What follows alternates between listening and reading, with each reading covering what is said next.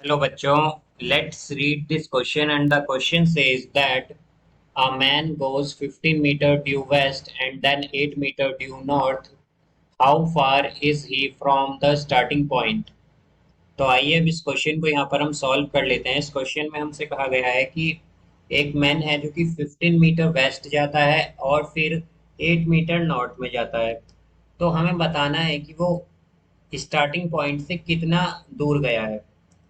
तो यहाँ पर हम की कॉन्सेप्ट यूज करेंगे that in right angled triangle hypotenuse square hypotenuse square is equal to perpendicular square plus base square. तो यहाँ से अब अगर हम देखें तो हमारे पास क्या है कि लेट सपोज एक यहाँ पर मैन है जो कि ए पॉइंट पर है, इसे हम ए मान लेते हैं। फिर ये क्या करता है, 15 मीटर वेस्ट में जाता है, इस तरह से 15 मीटर वेस्ट।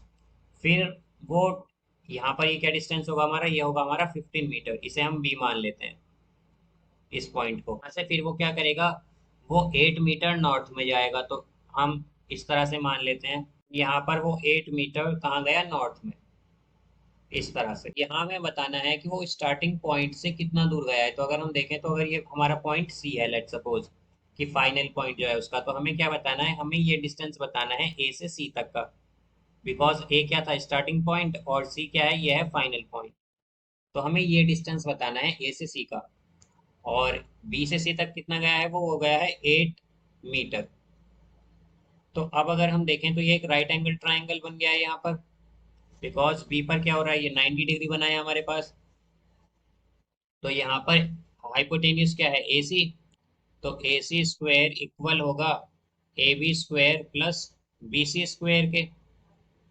तो ये आ जाएगा हमारे पास A C square is equal to, A B है हमारे पास 15, तो ये आएगा 15 square. Then plus B C है हमारे पास 8, तो ये आएगा 8 स्क्वेयर। तो यहाँ से ए सी स्क्वेयर हो जाएगा 225 प्लस 8 स्क्वेयर होता है हमारे पास 64। तो यहाँ से ए सी स्क्वेयर आएगा हमारे पास 289।